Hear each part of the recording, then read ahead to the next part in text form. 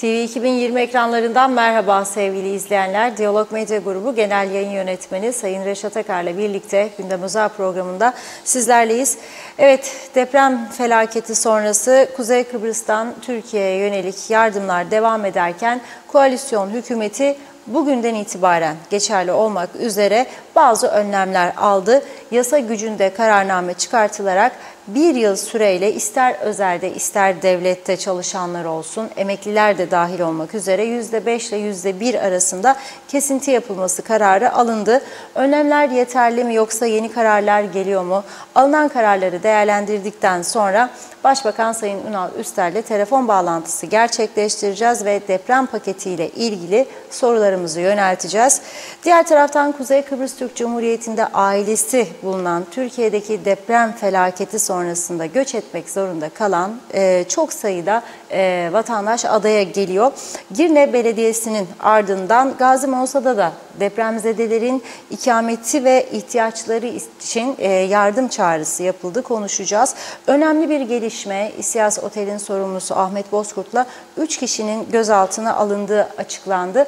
Adıyaman Başsavcılığı'nın konuyla ilgili açıklamasına değineceğiz. Bu arada Kıbrıs Türk Mimar Mühendisler Odası Birliği de İSİAS Otel'den alınan kalıntılarla ilgili değerlendirme sonucunun gelecek hafta açıklanacağını belirtti. Fakat Kıbrıs'ta da hangi bölgelerin tehlikeli, hangi bölgelerin risk altında olduğunu açıkladılar. Ayrıntılarıyla konuşacağız. Evet Reşat Bey merhaba. Evet, hayırlı günler diliyoruz herkese. Güzel bir gün olması dileğiyle. Tabii güzel gün nasıl olur? İnsanlar moral olur, iyi işler yapar o zaman ama morallerimiz tabii ki yerinde değil. Türkiye'den üzücü haberler almaya devam ediyoruz. Bu arada bizler de acaba bu sıkıntılı süreçte Kıbrıslı Türkler olarak neler yapabiliriz? Bunları konuşuyoruz, konuşmaya devam edeceğiz. Dün programımızın tamamlanmasından sonra Bakanlar Kurulu'nun yasa gücünde kararnamesi resmi gazetede yer aldı. Onu gece saat 20 sıralarında 20 ile 21 arası resmi gazete yayınlandı. O sıralarda bizler de öğrenmiş olduk. Tabii buradan kaç gündür çağrı yapıyoruz biliyorsunuz. Depremden dolayı ortaya çıkacak sorunların çözümü için özellikle Kıbrıs'ta karşılaşılacak sorunlar ve şu anda karşılaştığımız sorunlarla ilgili tedbir alınması lazım gerektiğini, önceden bu Kıbrıs'a gelen aileleri burada olduğu için oradaki felaketten kaçıp buraya gelen ailelerin yanına gelen depremzedelere konut ihtiyacı, sağlık sorunlarının çözümü için ihtiyaçlar, eğitim ihtiyaçları ortaya çıkacak ve bunun için çok önemli kaynağa ihtiyaç olacağını açık ve net bir şekilde vurgulayıp yetkililere geç kalmadan önlem alma çağrısı yapmıştık. Bu önlemler arasında tabii ki bizim önerdiklerimiz farklıydı. Ne dedik? 1 lira akaryakıta dedik koyunuz, 1 lira sigaraya koyunuz öncelikle. Ortaya milyonlarca liralık gelir çıkacak. Örtülüleri durdurunuz dedik ve siyasi partilere yapılan devlet yardımını hiç olmasa 1 yıl erteleyiniz dedik. 64 kusur milyon var orada çünkü. Bakanlar Kurulu'nun aldığı kararlar arasında bu söylediklerimizin bir kısmı var. Sigara yok, akaryakıt yok. Fakat siyasi partilere yapılan devlet yardımından %10 kesinti var. %10 kesinti var. Bu da bir adımdır diye düşünüyorum. Örtülüye kimse dokunmuyor farkındaysanız. Örtülü hakkında bir şey duymadım. Yani belki de bitmiştir yani şu anda Şubat ayında 1,5 ayda biter mi bu örtülü? Bitmiş olabilir. Onun için belki diyorum yani bir ses çıkmıyor. Nedir bu kararların önemlileri? Evet bugün yayınladık Diyalog Gazetesi'nde var. Birçok yerde gazetemiz erken tükendi, bulamayanlar olduğu için aktarmak istiyorum. Ve bu arada uyarıyorum, Sayın Ünal Üstel Başbakan saat 17'de canlı telefon bağlantısıyla programımıza katılacak. Çünkü yeni önlemler de alınabilir demişti dün. Kendisiyle bir görüşmemiz oldu. Bu yeni önlemler olabilir mi? Olursa neler olur? Kendisinden öğrenmeye çalışacağız ve dün akşam açıklanan önlemlerin ne şekilde harcanacağı, yani önlemler çerçevesinde elde edilecek gelirlerin nerelere ne şekilde harcanacağı konusu var. Çünkü bakıyorum sosyal medyada birçok insan bizim paramızı alıp da bilmem kime mi vereceksiniz, ne yapacaksınız? Bununla bir açıklığa kavuşturulması gerekiyor düşüncesindeyim. Yani herkes bu paraların nereye gideceğini, ne şekilde kullanacağını elbette doğal hakkıdır, bilmesi lazım. Şimdi bu dün akşam alınan önlemler içerisinde siyasi partilere yapılan yardımdan %10 dedim kesinti yapılacak. 64 milyon 6,4 milyon civarında bir para, fena para değil. Bugüne kadar Türkiye'ye giden bütün mali yardımların toplamı dün Sayın Büyükelçi açıklamıştı 13 milyon. Sadece bu %10'una bakınız 6,4. Eğer 20 yapsaydı zaten 13 milyon sadece bu kalem tamamdı. Sadece bu kalem. Bir 3-5 milyon da örtülülerin içerisinde vardır. 1 milyara yakın da ek mesaileri vardır.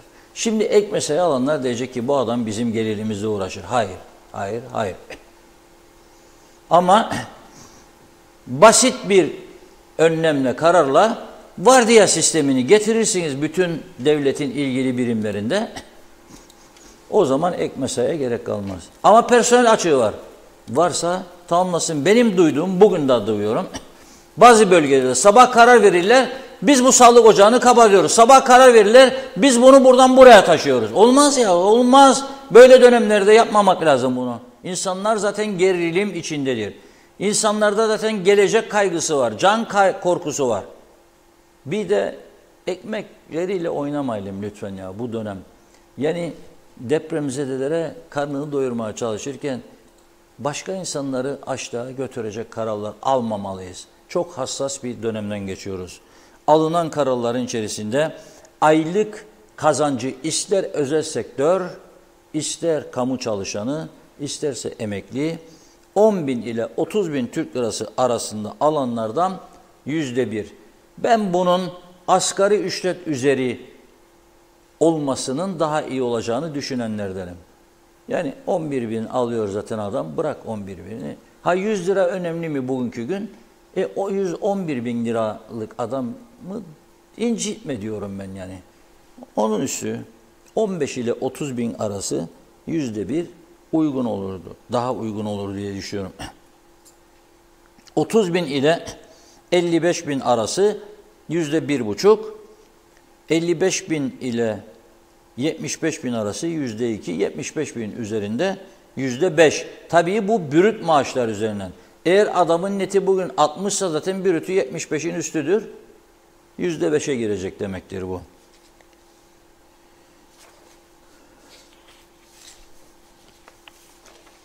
Alınan kararlar içerisinde yine dikkat çekici olanlar tapu harçları. Şimdi bugün baktım bazı emlakçılar şikayet ediyor ama biz bunu çok konuştuk. Güneyde de vardır. Yabancılara mal satışında ayrı bir vergilendirme uygulanır. Mesela Rum tarafında 500.000 liralık konuta 60.000 euro ekstradan bir vergi uygulanıyordu. Şimdi bu rakam nedir emin değilim. Ama bir yıl öncesi alınan kararlarda bu vardı. 500.000 euroluk konut alacak. Yabancı buraya geldiği zaman en az 500.000 euro değerinde. 500.000 euro, 60.000 euro da ekstra bir vergi ödeyecek. Şimdi bizde de yabancılara ve Türkiye Cumhuriyeti vatandaşlarına emlaktan alınan vergi, tapu vergisi artırıldı. %1 ile 2 oranında artışlar. Özel seçilmiş araba plakaları var ya hani meraklımız çok. Yazar Aslan 001 ödeyecek tabii. O plakalar harç üzerinden %10. Çok komik bir şey. Ya o adam zaten onu ödeyecek, hastasıdır, o gösterecek ki ben buyum. Bakın bu arabayı süren bu adamdır. Var demektir. 2 kat yapabilirdin. İsterse almasın. Bunu mecbur değildir adam alsın. Bunu mecbur değildir alsın. Adam bunu almaya mecbur değildir. Yoksa parası almasın. Buna daha fazla dokunabilirlerdi diye düşünüyorum. Otellerden, motellerden, pansiyonlardan %2 oranında ek vergi alıyorlar. Şans oyunlarından %1, %2, masa başı ayrı.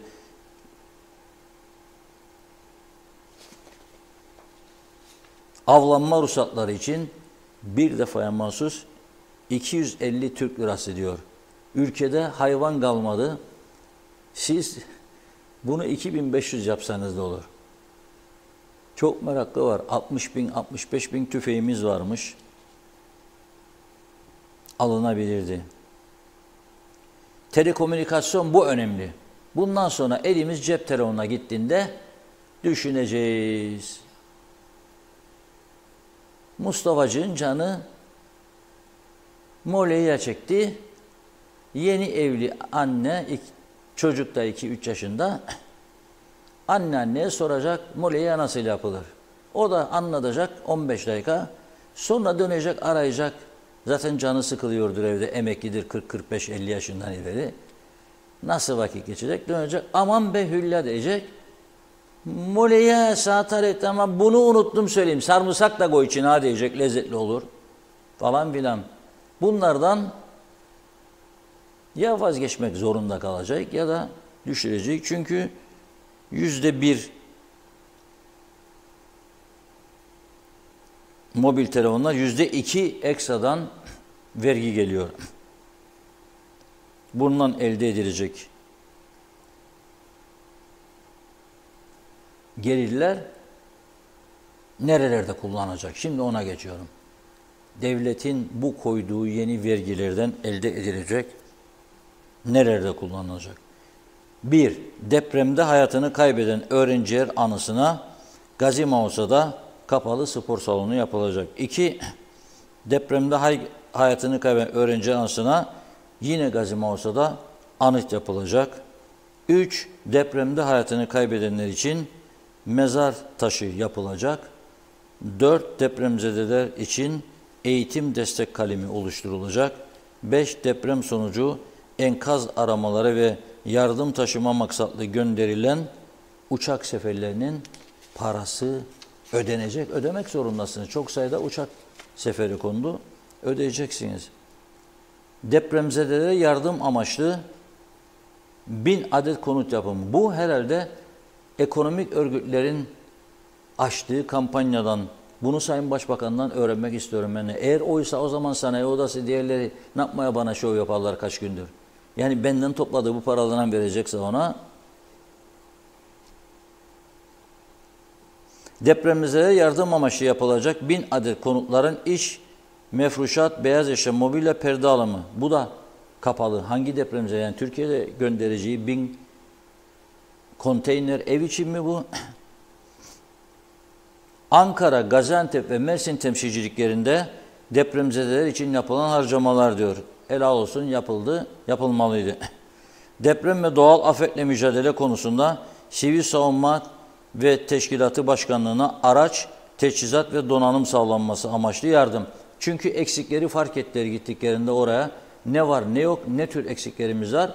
Ona göre tespit ettiler mutlaka. Sivil Savunma Başkanlığı listesini yapmıştır, hükümete vermiştir. Deprem ve doğal afetle mücadele kapsamında okul binalarının bakım ve onarımları amaçlı yardım. Ne dedik dün burada konuşurken? Okullar pazartesi açılıyor ama kaç tanesi hazırlıklıdır depreme? Bırakın deprem, şiddetli fırtına, rüzgar olduğunda kaçı hazırdır? Kuvvetli yağışlar olursa kaçı hazırdır? Çünkü bazı okullardan iyi haberler gelmiyor. Onlar için bence onu, yani parasını ileride vermek kaydıyla EYL usulü bir an önce başlatmak lazım ve eğitimi de çok sağlam okullardan başlatmak lazım. Eğer çocuklarımızın gittiği okullar risk altındaysa başlayalım da Allah yardım eder, dersleri de sonra yaparak yoktur öyle bir şey. Onun için bu okullar pazartesi açılır mı açılmaz mı bir kez daha gözden geçirmek lazım. Evet, eğitim istiyoruz ama okulların güvenilir olması ana şarttır. Deprem ve doğal afet mücadele kapsamında itfaiye aracı, teknik teçhizat ve donanımın güçlendirilmesi amaçlı yapılacak yardım. Şimdi bizim itfaiyemiz kaç tane yangın geçirdik? Gördük sonucu. Yangın söndürme araçlarının yolda kaldığını gördük. Eskimiş, artık şeyini doldurmuş, görev süresini doldurmuş. İşe yaramaz çok araçlar itfaiyenin elinde. Son teknolojiyi kullanamıyor. Neden? Çünkü bunca zaman bunu güçlendirmek konusunda adım atılmadı onun için. İlaç ve tıbbi malzeme alımı diyor. Bu da herhalde şu anda ortaya çıkacak yeni ihtiyaçlar için 14. kalem öngörülemeyen diğer giderler diyor. Ne olabilir bu acaba? Arıyor mu arkadaşlarımız Sayın Başbakanı? 10 dakikaya bağlantımız hazır. Arasınlar Sayın Başbakanı. Çünkü konuşacak çok konumuz vardır ve halkın duygularına tercüme almak lazım. Şimdi bazıları ben vermem ne gerek var benden alsın falan diye paylaşımlar gördüm. Ben şu görüşteyim. Katılan katılır, katılmayan katılmaz. Çok ağır bir süreçten geçiyoruz. Çok ciddi sıkıntılar vardır. Bu süreçten geçerken elbette bazı ciddi önlemler alınması kaçınılmazdır. Korona sürecinde en gelişmiş batılı ülkelerin bile nasıl tedbirler aldığını gördük. Ama burada ilk akla gelen lüks tüketimdir. Lüks tüketimden başlarsınız, bazı önemsiz harcamaları kısarsınız, ondan sonra da kalem kalem yürürsünüz. Şimdi 15 bin liranın üstünde %1, 15 bin lira 150 Türk lirasıdır. 15 bin lira alan adamı 150 lira rahatsız etmez. Bakınız burada kaç gündür söylüyorum, özelden çok sayıda mesaj gelir, yayına da yazıyorlar. Aylık maaşım 6 bin liradır. Dul yetim, kimsesiz çocuk yardımı alıyorum. Ama ben bu maaşımın 1000 lirasını vermeye hazırım deyip verenler vardır. Şu kadar emekli aylığım vardır, 10 bin, 10 bin 500, 11 bin. Ben bunun yarısını vermeye hazırım diyenler vardır. Ha mecbur değilim, mecbur değilsiniz ama tekrar ediyorum, benim şahsi düşüncem asgari ücret üzeri olsaydı bu daha doğru bir karar olurdu diye düşünüyorum. 15 binin üzerinde 50 bin lira alıyorsak arkadaş 500 lirasını, gerçi 50 bin lira 30 bin ile 55 bin ayrı bir çizgidedir. %1,5'tur. Yani 50 bin lira alan adam 650 lira ödeyecek demektir. Bir yıl için. Benim buna çok ihtiyacım var. Olabilir. Ama kimse de böylesi bir felaket yaşanacağını bilmezdi. Bizim buradan giden canlarımız dendi biliyorsunuz. Ve bu gerçekten kapalı spor salonu ne kadar acildir veya neye düşünerek alınmıştır emin değilim, bilmiyorum. Ama oraya bir heykel, sembol şarttır. 2, bu hayatını kaybeden çocuklarımızın ailelerine tıbbi destek şarttır. Çok iyi eğitilmiş, sabırlı, bilgili, sağlık uzmanlarını görevlendirmek lazım, ailelerle ilgilenecek. Aylar alacak bu süreç. Evet, bunun için bir kaynak lazımdır. Bu insanların çalışamayacak durumda olan ve başka geliri olmayanlar vardır.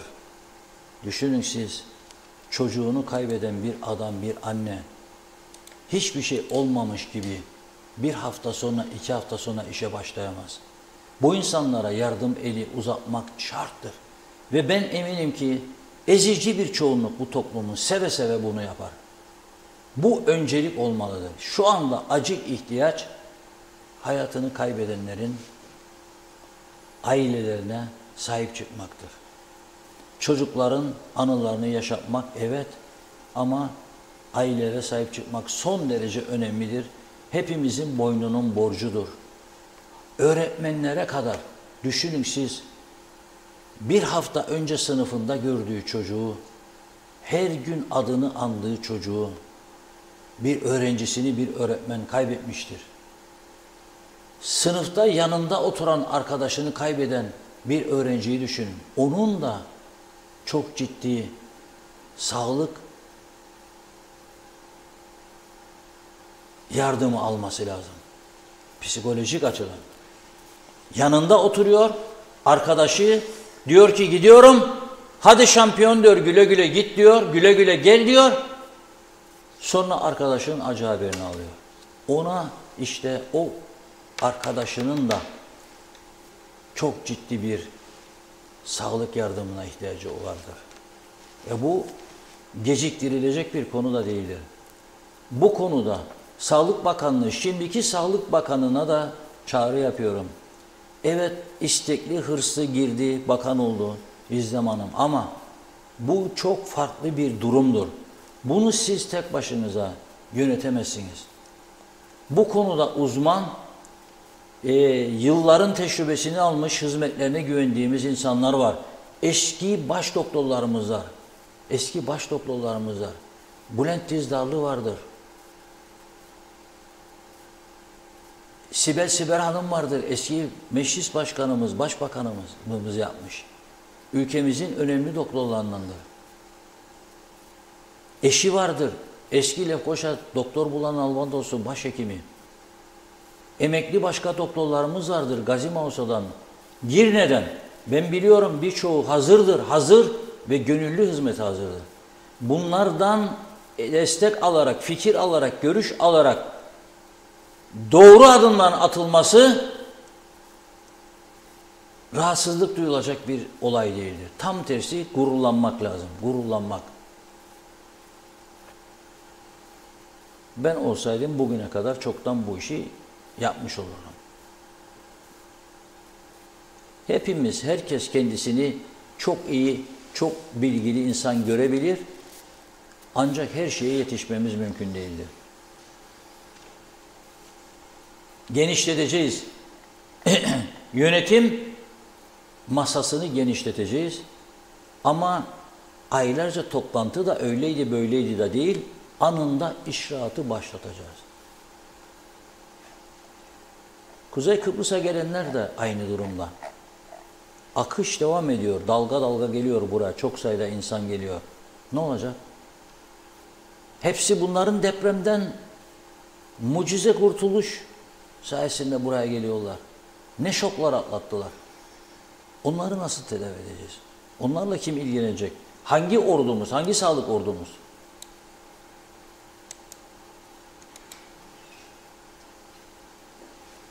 Bunlar son derece önemlidir. Evet, telefon bağlantımız hazır. Başbakan Sayın Ünal Üster hattımızda. Merhaba, hoş geldiniz yayınımıza. Bulduk, iyi yayınlar diliyorum. Selamlar Sayın Başbakanım. Aleykümselam, iyi yayınlar. Evet, çok sağ olun. Şimdi dün gece bir gece ansızın gelebilirim derdik. Bir gece ansızın geldi deprem paketi. Evet. Dün Bakanlar Kurulu'nun almış olduğu karar var. Ben okudum kararların önemlilerini de. Tabii o saatten sonra, daha doğrusu esas bugün itibariyle gazetelerimizde de yayınladık çünkü. Sosyal medyada olumlu tepkiler var, olumsuz tepkiler var.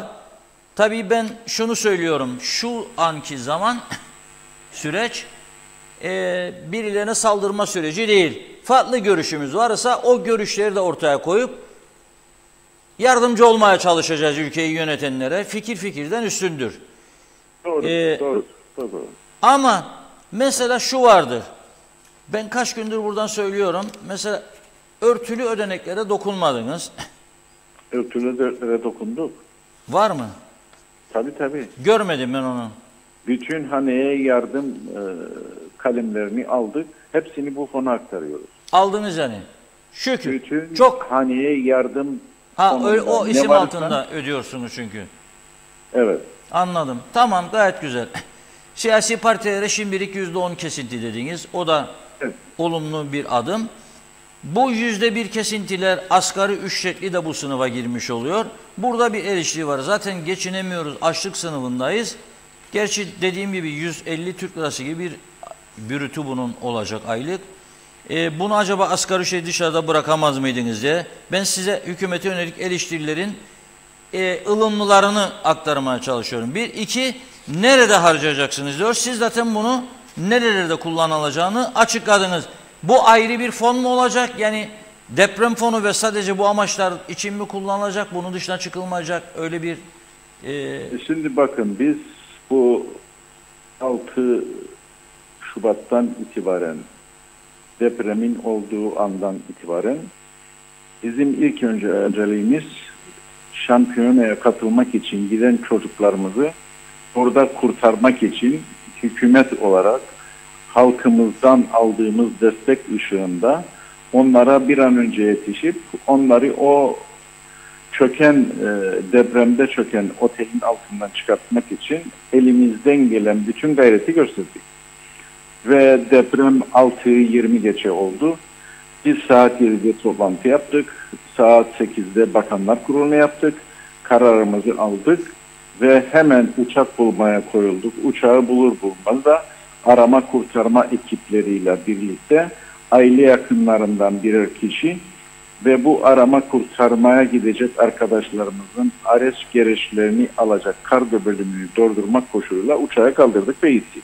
Evet. Ve ondan sonra biz yaptığımız çalışmalar ışığında çocuklarımızı ülkemize getirdik.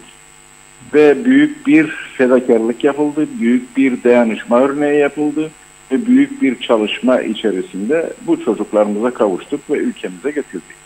Evet. Şimdi bunları biz getirdikten sonra 2-3 gün var ki Bakanlar Kurulu üst üste toplanıyor ve bu çocuklarımıza ülkemizde kalıcı eser niye yapabiliriz? O doğrultuda ve dıştan uzmanların görüşlerini de alaraktan bu deprem fonunu oluşturmak için bir çalışma başlattık. Ve 10.000 TL'nin altında olanlara kesilmemek kaydıyla onun üstünde Maliye Bakanlığı'nın yaptığı bir çalışmayla bu %1, %1,5 ve ondan sonra da %2 ve müdür, müsteşar, milletvekili bakanlardan da %5 olmak koşuluyla bu kesintileri yaptık. Bu kesintileri biz yaparken tamamen ayrı bir fon oluşturduk. Ve o ayrı fonda nerelere harcayacağımızı da bunları Bakanlar Kurulu'nda belirledik. O fonun dışında bunların bir kuruşuna değecek yoktur. Öncelikle bizim çocuklarımızı getirip Gazi Mausamızda defnettikten sonra bu çocuklarımızı kalıcı eser ne yapabiliriz? Çünkü biz bunlara öncelikle görev şehidi olmaları için yasada bir değişiklik yaptık. Evet. Ve yasayı da bugün Cumhuriyet Meclisimize gönderdik. Ve bu çocuklarımızın hepsini görev şehidi ilan edeceğiz. Yasa geçtikten sonra hepsi bu çocuklarımız görev şehidi oluyor. Bundan sonra çocuklarımızın özellikle okullarındaki eksiklik olan kapalı İspor alanı yeri tespiti için bir karar geçirdik ve hemen çalışma başlatıldı ve bir yarışma projesine çıkıyoruz. Güzel bir kapalı İspor tesisi Magosa'mızdaki özellikle Marif Koleji'ne bu kapalı İspor salonu kazandırmak için çalışmaya başladık.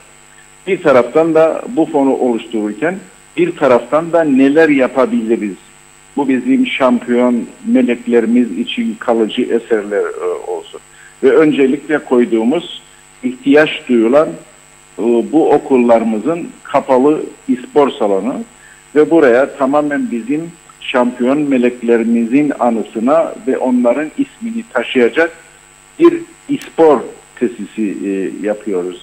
Ve ondan sonra yine belediye ile istişare ederekten onların anısına bir anıt yapacağız.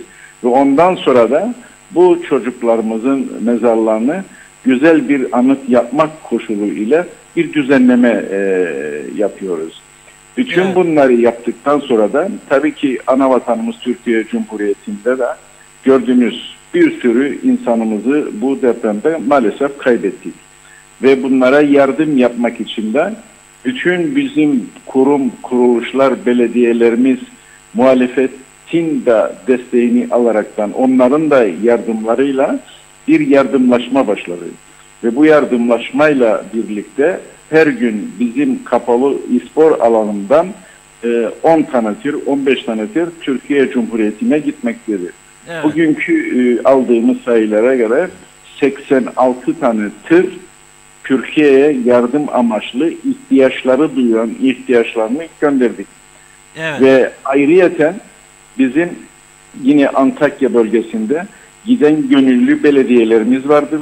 Ve bu gönüllü belediyelerimizle birlikte iş araçları, ihtiyaç duyulan bu yığınların kaldırılması için yaptıkları çalışma. Ve henüz daha arkadaşlarımız orada.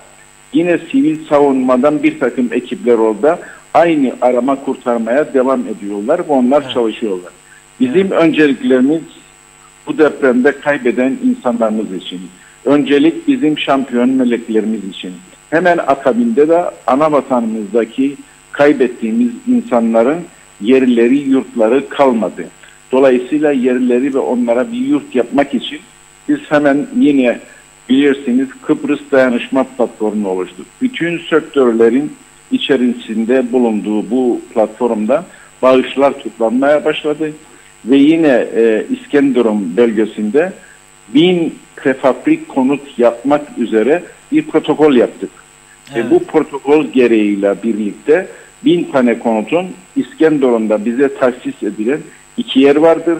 Önümüzdeki günlerde İskenderun'u ziyaret edip bu yerlerden birini seçeceğiz ve oraya sürekli bir şekilde bu konutları iletmek için oraya göndereceğiz. Evet. Bütün bunlar yapıldıktan sonra eğer ki fonda para kalırsa birinci sivil savunma.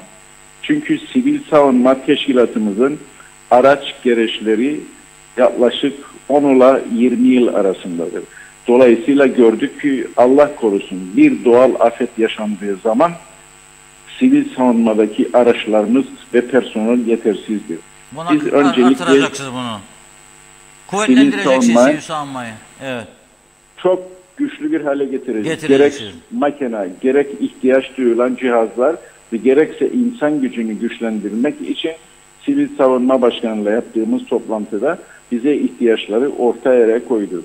Yine bilirsiniz bu doğal afetler karşısında itfaiyemiz çok yetersiz kalıyor. Dolayısıyla eğer fonda eksilme olursa ve para kalırsa biz ikinci düşündüğümüz itfaiyeyi güçlendireceğiz. Çünkü düşünün ki bir yüksek binaya uzanacak bir merdivenimiz şu anda yoktur. Maalesef üzülerek söylüyorum ama yoktur. Araçlarımız yeterli değil.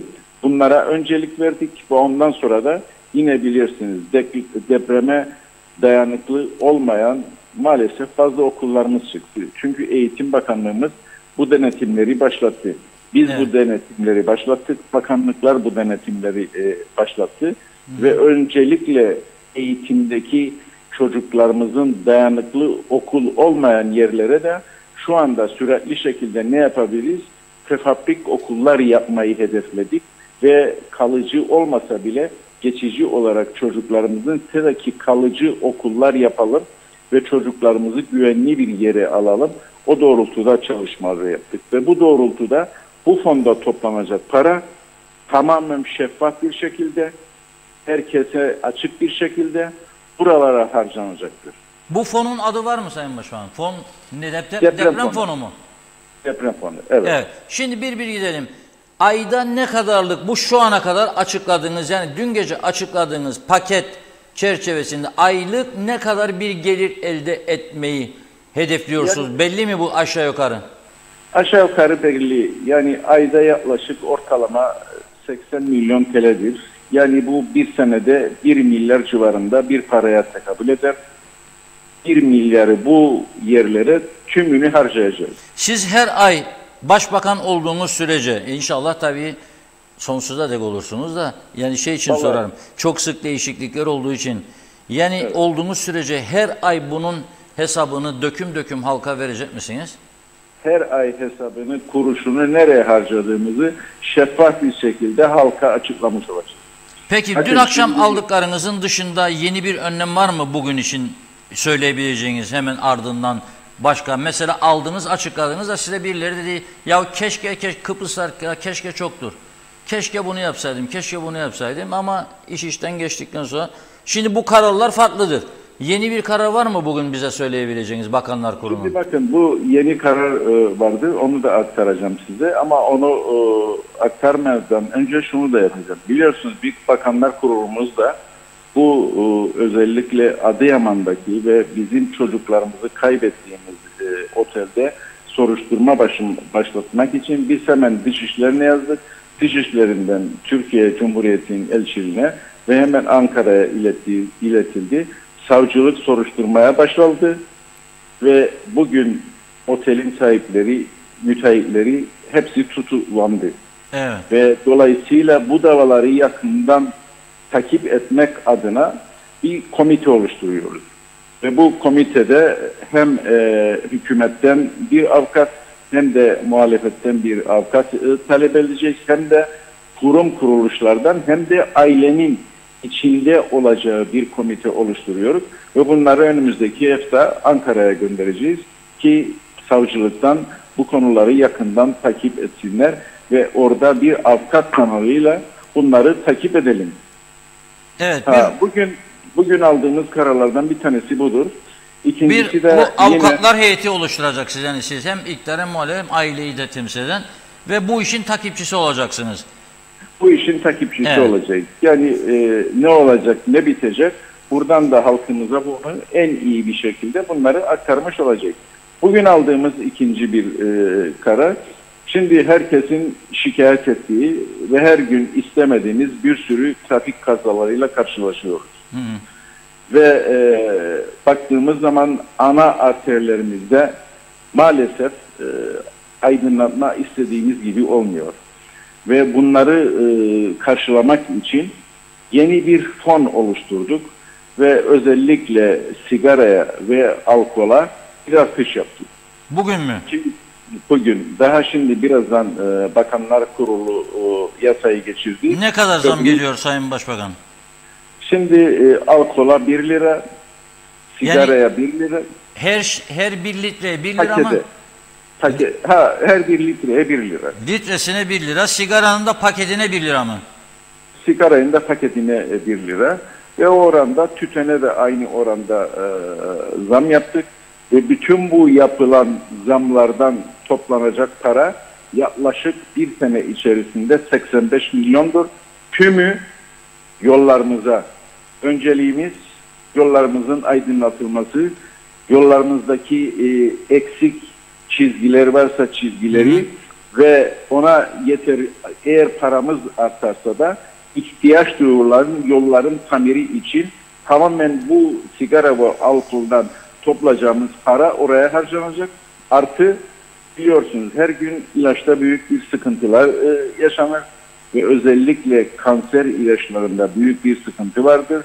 Anavatan Türkiye Cumhuriyeti'nde de eksikliği vardır ve biz bunları başka yerlerden temin etmek için de kolları sıvadık. Buradan karayollarımızdan artan para kalırsa da veya ihtiyaç duyduğumuz acil anlarda bu ilaçları getirmek için de bu fondan bu parayı kullanmış olacağız. Evet, şimdi tabii 85 milyon bir yılda çok büyük bir para değildir. Yolları zaten tamir edemezsiniz, tümünü mümkün değil. Ama dediğiniz gibi yollarda çizgi kalmadı, fosfor kalmadı, uyarıcı levha kalmadı. Bunları belki yenilersiniz ihale yöntemiyle. Çünkü karayolları da bunlar yapamaz. Çünkü ekibi yok, aracı yok, gereci yok. Çok uzun zaman alır. Ama ilaç ayrı bir, yani bu daha önce dün gece açıkladığınız önlemler paketinin içinde ben öyle bir şey gördüm. İlaç zaten var orada. Doğru. İlaç ve tıbbi malzeme alımı diyor.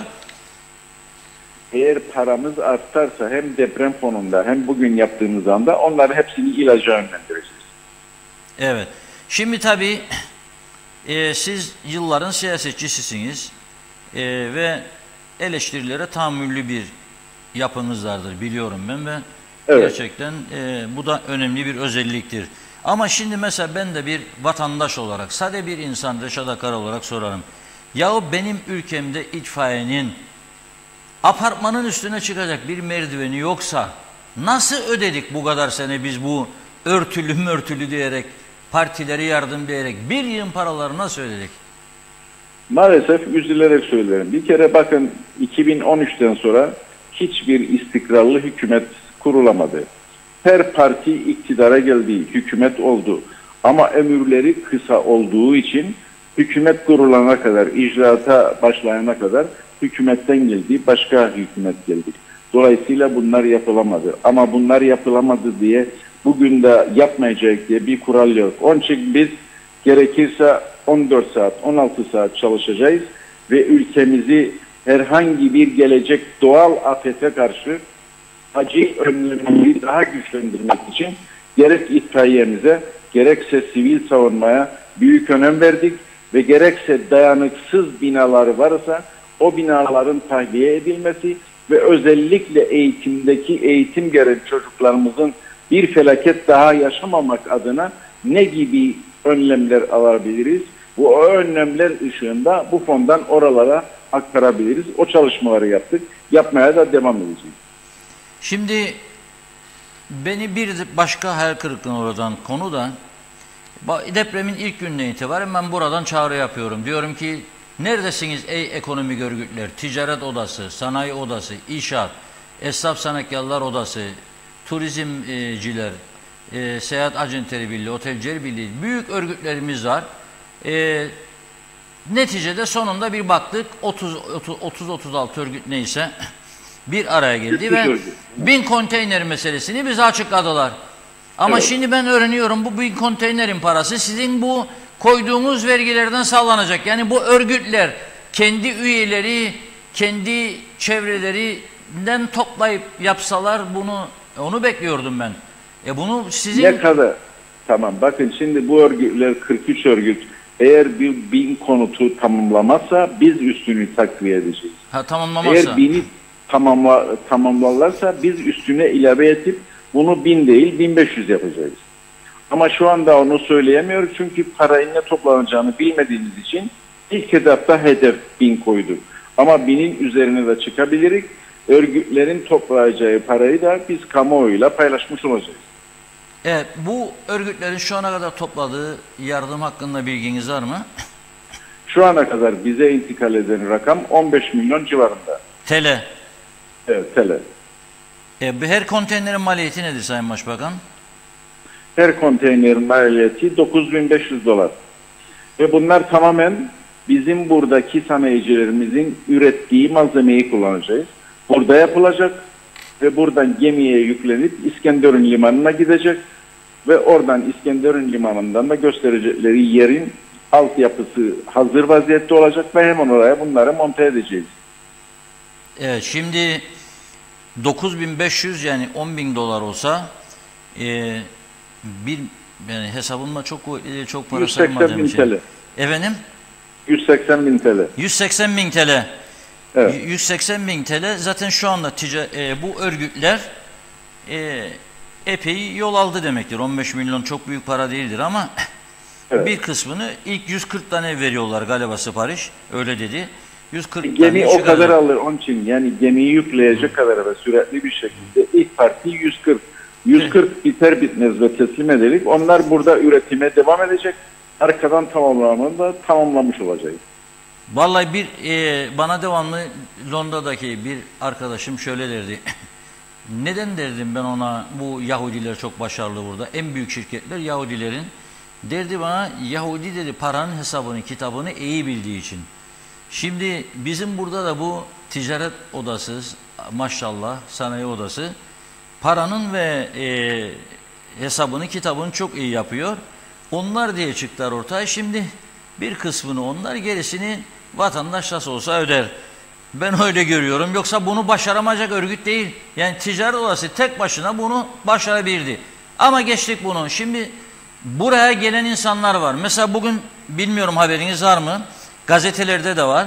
Girne Belediye Başkanı dedi ki son bir haftada 200 depremzede geldi Kıbrıs'ta yaşamaya. 200 evet, bir haftada. Bugün bakarım Mausa'dan sesler geliyor. Muhabirimizi gönderdim. Az sonra arkadaşlar gösterecek. Mausa Limanı ana baba günü. Gemiler dolup dolup geliyor. Benim burada teyzemgil var, amcamgil var. Yakını var haklı olarak oradan kaçıyor. Evi kalmamış, yurdu kalmamış. Burada yakınları. Bu insanlara yarın Konteyner istemeyecek mi? Bunlar için ne düşünüyorsun? Nerede konaklayacaklar? Hastanelerin olacak. Sağlık sorunları, okul isteyecekler. Nasıl? Bunun için bir plan program var mı? Bakın bu insanımız tabii gelirken burada bir zorunlu adres gösterir. Bu da doğal haklarıdır. 90 gün burada kalacaklar. Biz anavatanımız Türkiye Cumhuriyeti ile de konuştuk. Anavatan Türkiye Cumhuriyeti'nin özellikle Cumhurbaşkanı Sayın Recep Tayyip Erdoğan'ın açıklaması var. Ve bu yörelerdeki insanımız başka yerlere gitmesinler. Biz kendilerini burada istihdam edeceğiz. Biz kendilerine bakacağız ve kendilerine yardım yapacağız. Ancak aileleri varsa parçalanmış ailelerde buraya gelecek de aileleri yanında bunlar kalacaklar. Onlara diyecek bir şeyimiz yok. Çünkü doğal haklarıdır. 50 bir süre bu ülkede kalabilirler. Biz de Kuzey Kıbrıs Türk Cumhuriyeti olarak gerek hastanelerimize, gerekse özel hastanelerde ve gerekse yakın doğuda bu insanlarımızı tedavi edeceğiz. Zaten bilirsiniz biz sağlık alanında yine Türkiye Cumhuriyeti ile bir protokol yaptırdık. Ve o protokolün çalışması için de çalışmalar başladı. Dolayısıyla buradaki sigortalı olan veya Türkiye Cumhuriyeti'nde sigortalı olan insanlarımız buraya geldiklerinde bir şekilde daha tam işlemler bitmemesine rağmen de o sistem üzerinden bu tedaviyi yapmaya başlayacağız. Bu depremzedeler için belirli bölgeler seçilse ve oralara hızlı bir şekilde bu nasıl bir 10 günde 140 tane yapılıyor. Bu konteyner evler yapılıp da o bölgede hem kontrolü kolay hem de ihtiyaçlarını bir bölgede olunca gidermek daha kolay. Böyle bir düşünce var mı? Çalışıyor musunuz bu konuda? Şimdi bakın dün bütün kaymakamlıkları topladık. Belediyeler birliğini çağırdık. Muhtarlar başkanını çağırdık ve hepsi bir çalışma yapar. Her mahallede veya her muhtarlığa bağlı yerlerde kaç kişi anavatanımız Türkiye Cumhuriyeti'nden geldi ve o rakamlar en geç bize Cuma'ya kadar gelecek ve o ihtiyaçlı olan yerlere gittiği zaman bizim yardım topladığımız İspor alanı merkezimizden de onlara gıda yardımı yapmaya başladık. Dolayısıyla o rakamlar elimize gelsin. Bir de anavatanımız Türkiye Cumhuriyeti ile istişare ettikten sonra da onlar için de bazı girişimler yapmış olacağız. Evet, bu muhaciret affı gündeme geldi. Yani deprem nedeniyle öyle söylentiler var. Bu aflar buradan deport edilmiş, yani ağır suç işlemiş insanları kapsamaz herhalde, değil mi? Yoksa ağır suç işlemiş insanları kapsamaz. Deportları, yani deporttur geçerlidir. Deporttur geçerlidir. Onlara herhangi bir affımız yoktur. Evet, çünkü o zaman da başka sorunlar başlar bu ülkede. Yani deport edilen adam ciddi suç işlemiş adam demektir. Yani tekrar bu suç işleyen adamı gönderdim, tekrar buraya girişine izin ver. Herhalde doğru bir yaklaşım değil. Son bir soru sorayım. Siz yorgunsunuz zaten, çok görevler var, çok toplantılar var. Biz çalışmaya devam edeceğiz. Kolay gelsin. Bu şimdi alınan önlemler burada stop mu, yoksa yeni gelir toplama yöntemleri üzerinde duruluyor mu? Endişe var vatandaşlarda, yanlış anlamayın. Bu bir günlük değil. Devlete oluşan böyle bir güvensizlik var son yıllarda. Acaba bu paralar nereye gidecek? Acaba doğru mu kullanacak? Çünkü geçmişte olmadı, biliyorsunuz, alındı. Bu istikrar fonunun paralar başka yerlerde kullanıldı falan. Böyle bir endişe var. Şimdi gene biz bunların dışında daha keskin önlemler gündeme gelebilir mi? Yani vatandaşlara bakın bu vatandaşlar müsterih olsun. Biz ayda kaç para topladık? Nereye harcadığımızı kuruşuna kadar hesap verecek vatandaşımıza. Başka türlü biz bu güveni ülkemizde insanımıza, siyasilere olan güvensizliği başka türlü tazelemeyiz. O yüzden müşteri olsun vatandaşlarımız. Bizim hesaplarımız açıktır. Nereye ne harcama olacaksa da bu deprem fonundan veya yaptığımız zamdan istikrar fonunda toplanacak parayı yollara, ihaleler yoluyla ne harcamamızın da kuruşuna kadar halkımızla bunu ve özellikle sizin medya kanalıyla birlikte kamuoyuyla paylaşmış olacağız. Evet, bir soruyla bitirelim. Ben bir vatandaş olarak, yani aklımın kestiğince burada konuşuyorum. Funda Hanım da bazen bana diyor sor bununla sorun lütfen Reşat Bey diyor, soruyorum. Şimdi bu bir atasözü var, balık baştan kokar diye. Yani yukarısına bakar vatandaş, yukarısı fedakarlık yaparsa o da daha gönüllü fedakarlık yapar. Şimdi derim ki niye mesela hükümet üyeleri ya parlamentonun tamamı bir maaş veriyorum demiyor. Siz veriyorsunuz, duyduğum, ben bunu söyledim buradan. Benim duyduğum siz ve hükümet ortakları veriyorsunuz. Bir de kabinenizde sadece Sağlık Bakanı açıkladı babasıyla beraber. Başka hiçbir bakan açıklamadı. Bu konuyu hiç konuşmadınız mı Bakanlar Kurulu'nda? Bakın biz Bakanlar Kurulu'nda konuştuk. Ben maaşımı bağışladım ama bu bağışlamanın biz reklamını yapmak istemeyiz. Dolayısıyla yapan arkadaşlarımız vardı. Kimler bağışladı, kimler bağışlamadı? Bir dokümanları Merkez Bankası'ndan alacağız. Gerekirse kamuoyuyla da bunu paylaşırız. Hiç sıkıntımız yok. Evet, yani sizin de beklentiniz herhalde bir öncülük yapılmasıdır değil mi? Yani üst düzey halka bir desin ki bunu. Çünkü kabinenizde maşallah bakıyorum bir maaş almadığı zaman sıkıntı çekecek adam yoktur değil mi? İnsanların ekonomisini bilmem ama sıkıntı yaşasak bile insan bir ayda ölmez. Dolayısıyla geçinebilir. O yüzden biz koalisyon ortaklarımızla birlikte ve bazı bakanlar maaşını, Şubat maaşını yardım fonuna bunu bağışlamış oldu. Evet. Çok teşekkür ediyoruz Sayın Başbakan. Ben teşekkür ederim. Size iyi yayınlar diliyorum. Sağ olun. İyi günler. Sağ olun. İyi günler. Evet, tabii bu açıklamaların üstüne konuşacak çok şeyimiz var ama kısa bir ara veriyorum. Funda Hanım biraz mesajlardan başlasın. Evet. Mesaj yazanlara da saygı göstermek zorundayız. Buyurun Funda Hanım. Evet, tabii çok yoğun, aşırı yoğun giden mesajlar oldu. Tekrar gönderirseniz okuyabilirim belki diye düşünüyorum. Evet, Oytun Andaş, Sayın Başbakan taşıma suyla dönmez diyor. Çok hızlı gidiyor. Necdet Mavigözlü, itfaiyenin merdiveni yok. Külliyemiz acil olduğu için, bununla ilgili çok mesaj vardı. Külliye acil olduğu için öncelik verilmiş.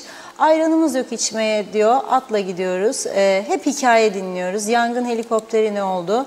Yaz kapıda Allah korusun demiş. Cemile Hacı Musa Soyer, lütfen diyor sorar mısınız? Bizim devletimiz bu kadar aciz mi? Bu kadar yıldır kendi partileri vardı başta. Niye almadılar sivil savunmaya ve itfaiye araç gereç? Bu eksiğimiz varken har vurup harman savurdular diyor. İlkay Gökçebel, çok üzgünüm. İtfaiye polis güçlendirilmesi için çok geç kalındı. Doğal afetler ve yangınlara anında müdahale edecek helikopterimiz bile yok. Oytun Andaş, dilenerek devlet yönetilmez demiş. Proje makinesi federe sistemle Kuzey Kıbrıs Türk Cumhuriyeti selamete çıkaracağız. İsmail Kızılşahin, bu depremden önce niye bunları yapmadınız? Yollar karanlık. İnşallah yaparsınız. Ulus Barani, devlete bakın. Devlet halkına para vereceğine halktan para dilenir. Bir de Cumhurbaşkanı Tatar iki ayrı devletten bahseder. Güler misin ağlar mısın demiş. Nazım Ünal da çok sözler verdiler. Hiçbir şeyi yapmadılar.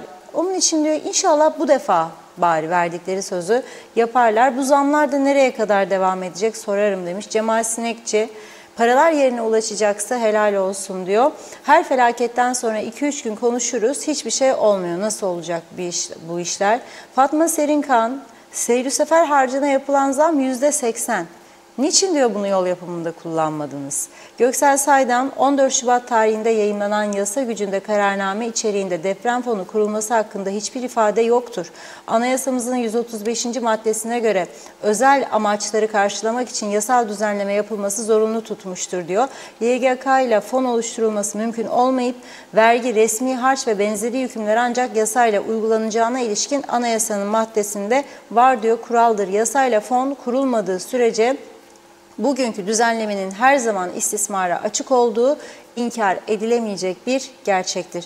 Necdet Mavigözlü 1 lira artış yapıyor, marketler 4-5 lira yapıyor. Yollara trafik cezaları, seyri sefere ödediğimiz paralar nereye gidiyor? Evet, seyir seferi ödediğimiz para yollara harcanması gerekmiyor mu demiş. Hep palavra. Özeş Oğuz, hadi gözümüz aydın, bir yıl sonra yollarımız ışıklandırılacak demiş. Sabret vatandaş. Erkan Kaya, her satılan sigaraya takip edebileceğinizi mi düşünüyorsunuz? Yapmayın ya. Kaçak işçiyi takip edemiyorsunuz. Kaçakları yakalayamıyorsunuz diyor. Her şeyden gelecek 1 lirayı mı takip edeceksiniz? İsmail Kızılşahin, marketçilere fırsat doğdu. Zam üstüne zam yapacaklar. Alev Arsal Duran, devlet kendi görevlerini vatandaştan aldığı parayla mı yapacak diyor. Aytun Andaş, ben statükonun her türlü kötülüğüne maruz kaldım. Mahkemeye taşıyamadım, engellediniz. Aç kaldım ama dilenmedim. Aç ölür dilenmem, derhal istifa edin demiş. Cemaliye Akbaşak, devletin dediği gibi kesilecek paralar dedikleri yere kullanılır. Çünkü bunca yıldır devlet düzgün eline geçen paralarla düzgün bir yol bile yapmadı. Çoğu ışıklanma yok. İnşallah dedikleri gibi olur demiş. Halktan kesilen parayı depremde ölen evlatlarımız için düzgün bir spor salonu yapılır diyor. Hüseyin Özsoy, bugün Başbakanlığa torpillinin bir çocuğu, böyle bir ortamda sözleşmeli istihdam yapılmış. Herkesten kesinti, diğer taraftan istihdam. Nasıl güvenelim kesintilerin doğru yerde kullanılacaklarına? Ben şahsen güvenmiyorum. Murat Tunç, sesimiz oldunuz diyor. Halk sizinle beraber, emin olun demiş. Zeris Uçankaya, seyir sefer paraları nereye gider diye sordu. Cemile Hacı Musa Soyal, bugün ben depremden gelen 6 aylık bir bebeği aşıya götürdüm. Bize Sağlık Bakanlığı bilgi verilmedi, ücretlidir dediler. 15 lira çok değil, ödedim ama siz bu memlekette bu insanları kabul ederseniz bunları da düşüneceksiniz. Hepsi hasta geldi, hastaneler dolacak taşacak, önlem alınmazsa çok zor günler diyor. Oytun Andaş, sen kendi vatandaşına bak evvela demiş. Senay Sürel, Başbakan diyor ki çalışacaklarmış. Böyle meclis boş, herkes kendi havasında. Güleyim bari dedi. Mehmet Uluçaylı, Üstel'in samimiyetine ve kararlılığına inanıyorum diyor. Aldıkları kararları en iyi şekilde göndereceklerine inancım tamdır demiş. Evet, Mehmet Çakıcı, kaybı olan insanlarımızın psikolojik destek ihtiyacını öncelikle karşılamak için sistemli bir organizasyona ihtiyaç var. İnsanı temel alan acil ihtiyaçları öncelikli olarak gündeme almalıyız. MONSA ve oradaki TMK'nın acil yardıma ihtiyacı var demiş. Zehra Cürcüoğlu, yıllardır halktan her türlü harç, vergi, yollarla fonda para yatıyordu. Bu eksiklikler gün gün niye yapılmadı? Ayrıca devleti zarara uğratan yönetenlerden neden bunun maddi bedelleri alınmıyor? Ayrıca halktan oradan buradan yapılan kesintilerin dışında bu amaçlarla ülke ihtiyaçları için bütçeyi arttıracak yönde ekonomik kalkınmaya yönelik doğru adımlar niye atılmıyor? Üretimi, ihracatı arttırmak, turizmi geliştirmek vesaire demiş. Neden sürekli ülkede dönen kısıtlı kaynaklardan kesintiler yapma yoluna gidiliyor demiş. Ve diyor ki neden devlet kendi tasarrufa gitmiyor? Mustafa Özcan, bugüne kadar şeffaf bir yönetim görmediğimiz için kusura bakmayın, nereye harcanacağı belli olmayan bir parayı zorla toplamak, acı üstünden fırsatçılık yapmak gibi geldi demiş. Siyaset eşittir yalan dolan dedi. Hüseyin Kaya Erdal, bu vatanın evlatlarının güneyde bıraktığı malların karşılığını yarım asırdır verilmiyor. Ne düşünüyor devletimiz demiş. Özeş Oğuz, Başbakan'a hiç inanasım gelmiyor dedi. İsmet Ezel, ya Allah inşallah. Aydın Aziz, ben inandım gideceklerine, gelen kalır, olsun beraber oturuyoruz diyor. Kozan Yorgancıoğlu, hastanelerde biz bulmadık doktor, ilaç, okullarda yer yok, sen nüfus kalmış. Hasan Kebapçı, seçilmişler kendi lükslerinden vazgeçmezken, örtülü ödeneklerine dokunmazken benim maaşıma dokunmasınlar, rızam yoktur diyor. İsmail Kızılşahin, Türkiye'ye giremeyen bizim vatandaşlarımıza yasak kalkacak mı demiş. Çağatay Donner, günde 16 saat çalışacağız dedi Başbakan Üstel. Doğru mu duydum? 3 ay yaz tatili gerekçesiyle kapalı olan, haftada bir gün açık olan fakat milletvekillerinin 2/3'ünün diyor gelmediği mecliste mi yapacaklar bu çalışmaları? Cengiz Boyacı, siyasilere güven yok arkadaş demiş. Metin Erdemel de güvenmiyorum diyor. Hasan Nihat Erduran, oynamayacak geline yerde dar, yende dar, her şeye bir mazeret bulur. Gölgesine bile muhalefet edenler çok üzücü demiş. Evet, çok mesajlar. Reşat Bey, siz mi beni durdursanız acaba mesaj okumaya, sonuna asla yetiştiremeyeceğim. Evet, Bülent Lider Mehmet Küçük, seyir sefer harçları bir yılda %100 dolayında zam yapıldı. Tüm Girne ana yolları, Lefkoşa, caddeler karanlık. Her an büyük kazalar olabilir ki oluyor da. Devlet nerededir? Her yer, tüm yollar yamalı, parkeli, başı bozuk yollar olmayan asfaltlarla döşenmiş. Tanrı aşkına siz değerli vekiller hiç mi demiş bu yolları kullanmıyorsunuz? Evet, İsmet Ezel, yolun fonu var. Yol seyri sefer muayene ve cezai şavkında, Kıptek aydınlatmada. Arif Karakaya, kimse yardıma karşı değil. Ama sizin de dediğiniz gibi belli kişiler eline cebine atmadan bu olayda kahramanlık senaryolarını yazıp oynuyorlar. Her zamanki gibi hükümeti de istedikleri gibi yönlendiren bu kahramanlar her zaman yaptıkları gibi halkın cebinden iş yapar gibi davranıyorlar. Kısaca yük her zamanki gibi halka yüklendi. Kahramanlar da TV'lerde iş yapar gibi davranıyorlar demiş. Evet, Kozan Yorgancı bir yıl mı bağışladınız diye soruyor. Hasan Kebapçı, ne olursa olsun ben yardım yapacak yeri de kurumu da bilirim. Maaşımdan kesinti yapılmasına rızam yoktur dedi. Çağlar İneci, çocukluğumdan beri Yılmazköy, Serhatköy dağ arasına kadar ışık yok. Ailelerimizi yollarda kaybettik. Bu kadar sene yapılmadı. Yapılmaz da diyor. Yalan dolan. İsmail Kızılşahin, Türkiye'deki meclisteki vekillerin hepsinin maaşını bağışladı dedi. Ayhan Altıntaş, İstanbul'dan selamlar. Türkiye'nin ihtiyacı yok bence demiş bu vekillere. İsmet Sencer de harikasınız diyor. Arın Taşarkan, Kuzey Kıbrıs Türk Cumhuriyeti Kamuda Örgütlü Sendikalardan Kamusen Genel Başkanı Sayın Metin Atan maaşlarda kesintiler hakkında açıklamada bulundu. Çok güzel açıklamalarda bulundu. Bu konuda aynı fikirdeyim. Tebrik ederim. Hepimiz birlik, mücadele, dayanışma diliyoruz demiş. Bir mesaj daha okuyup ara verelim. Asiye Beyaz'da Türkiye'den gelen bu insanlar neleri, bir şeyleri dolduğunda ne olacak? Gidecekler yoksa kalacaklar? Kalacaklarsa nasıl bir statüyle kalacaklar diye sordu. Devam edeceğiz sevgili izleyenler. Reşat Bey buyurun. Evet, teşekkür ediyoruz.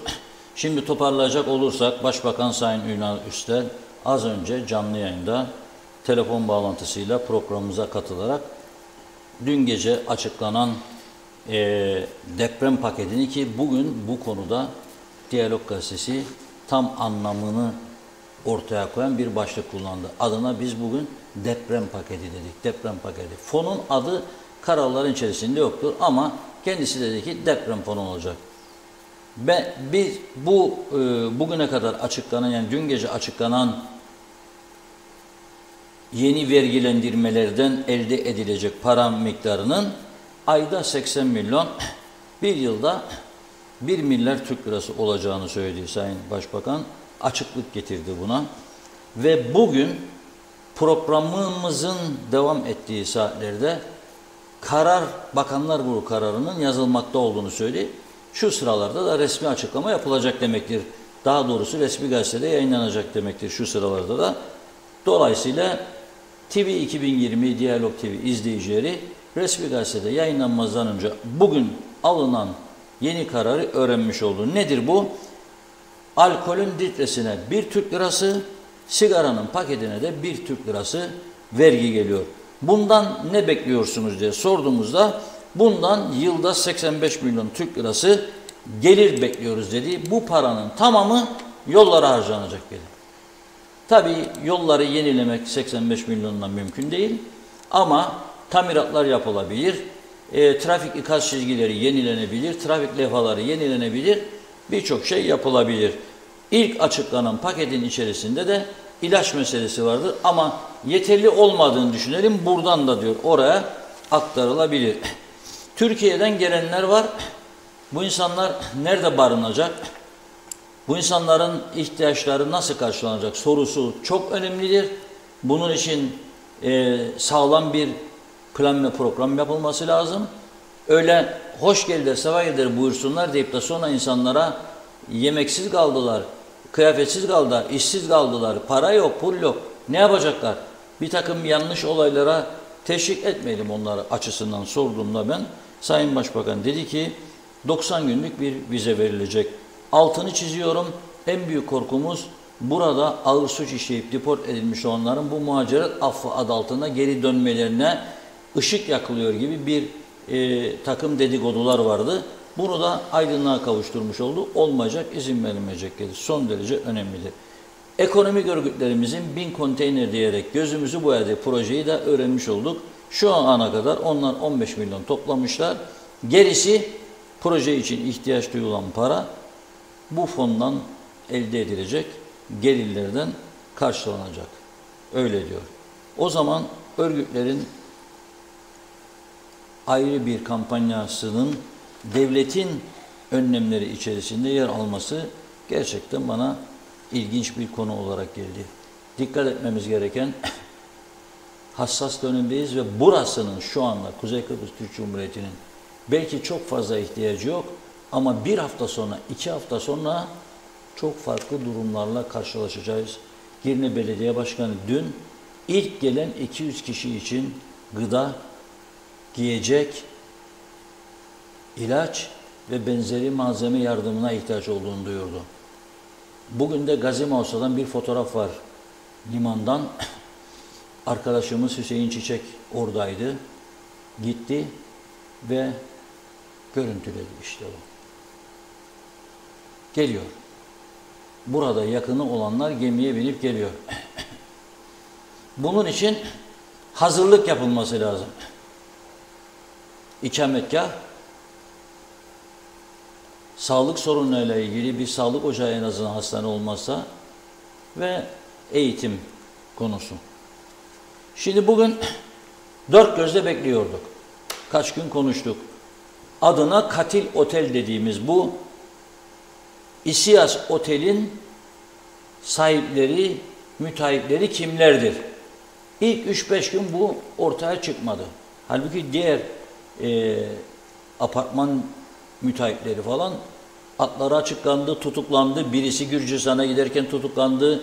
Birisi Kıbrıs'a geldikten sonra burada tutuklanıp geri gönderildi. Birisi Karadağ'a kaçarken Türkiye'den yakalandı. Şimdi nihayet bugün Anadolu Ajansı, Türkiye'nin resmi haber ajansından gelen bir bilgi var. Buna göre Adıyaman Başsavcılığı 4 kişiyi gözaltına almış.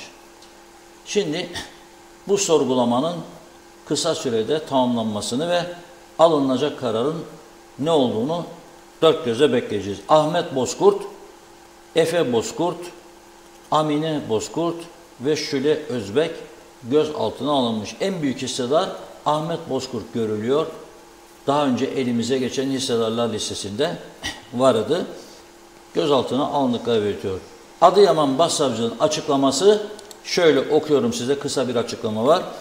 Bahsi geçen otel sorunları ile ilgili derhal soruşturma başlatılmış olup gerekli tüm inceleme ve araştırmalar titizlikle yapılmaktadır. Soruşturma kapsamında şu aşamada otel sorumluları olan Ahmet Bozkurt, Efe Bozkurt, Amine Bozkurt ve Şule Özbek yakalanmış olup gerekli işlemler için Adıyaman ilimize intikalleri sağlanmaktadır. Sorumlulukları bulunan olası diğer şüpheliler için de çalışmalarımız titizlikle devam etmekte ve tüm tedbirler alınmaktadır diyor. Evet, bir ek bilgi var. 65 kişinin hayatını kaybettiği İSİAS Otel'in sahibi Mehmet Fatih Bozkurt'un 2014-19 yılları arasında AKP'den Adıyaman Belediye Meclis üyesi olarak görev yaptığı belirtiliyor benim önüme gelen haberde. 35 insanımızın canına mal oldu bu otel. Dolayısıyla sonsuza dek bu soruşturmanın sonuç alıncaya kadar, daha doğrusu özür dilerim, sürdürülmesi ve ihmali olanların gerekli cezayı almasını bekliyoruz. Evet, kaybettiklerimizi geri getirmez ama hiç olmazsa adaletin yerini bulmasını istiyoruz. Bu son derece önemlidir. Nitekim az önce Sayın Ünal Üstel de bugün aldıkları kararlar arasında bu İSİAS Otel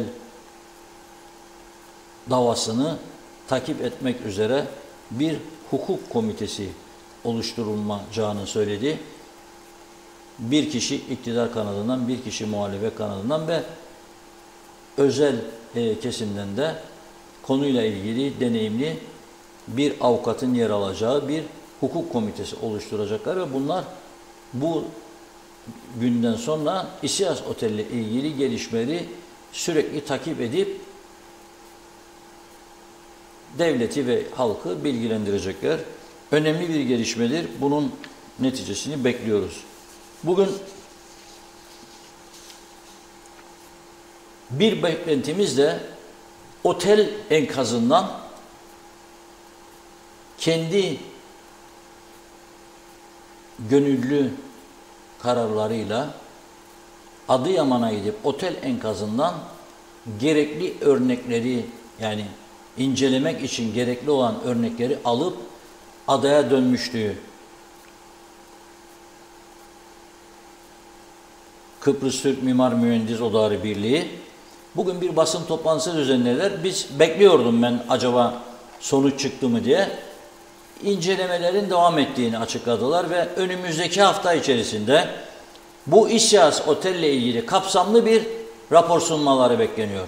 Yani onlar alıp inceliyorlar. Gerekli uzmanlar bu konuyu inceliyor. Dolayısıyla ortaya çıkacak raporu kamuoyuyla paylaşacaklar. Bu otel miydi? Yani sağlam bir yapı mıydı? Yahut da ne tür imaller sağlam olmadığı belli. Ama ne tür imaller yaşandı? Onları bizlere bilimsel açıdan ortaya çıkacak sonuçları aktaracaklar. Ama bugün önemli uyarıları vardı. Mimar Mühendis Odaları Birliği'nin. Diyor ki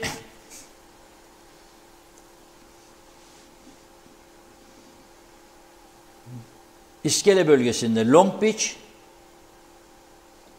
Tuzla bölgesi ve Gaziveren kıyı şeridi problemlidir diyorlar. Çok önemli. 3 tane bölge atlas gösterdiler.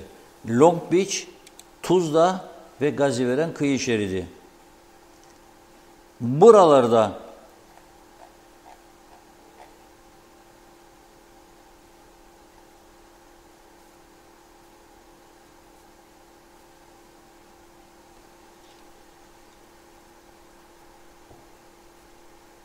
nelerin yapılması gerektiğini söylüyorlar.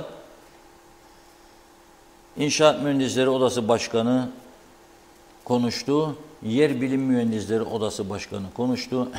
Mimar Mühendis Odaları Birliği Başkanı konuştu.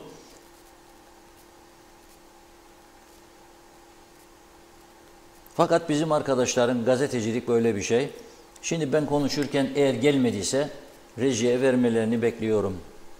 Bizim muhabirimiz oraya basın toplantısı izlemeye gittiğinde baktı, gördü ki Mimar Mühendis Odaları Birliği'nin binasında da çatlaklar var. Kolonlardan demir çubuklar görülüyor. Oranın fotoğraflarını çektiler. Herhalde videosu da vardır. Beni duyuyordu. Şimdi rejideki arkadaşlarımız az sonra ekrana getirir diye düşünüyorum. Diyor ki Mimar Mühendis Odaları Birliği Başkanı Tunç Adanır, Cumhurbaşkanı'ndan diyor bir teklif geldi bize, denetlenme konusunda bir talep geldi diyor. Ve kendileri de öncelikle hastane ve okulların denetlenmesi, sonra diğer kamu binalarına geçilmesini önerdik diyor. Böyle bir dönemde vizelendirmelerle ilgili değişikliğin gündeme gelmesi de kabul edilebilir değildir. Biliyorsa vizelendirmeyi kaldırmaya yönelik girişimler yapılmıştı bu konuda. Ona değiniyor. İskele Belediyesi'nden de bizlere bir talep geldi diyor. Bazı konutların denetimi için yardım istediler diyor. Ancak bu konularda yardımcı olabilmemiz için mülk sahiplerinden talep gelmesi gerekir diyor.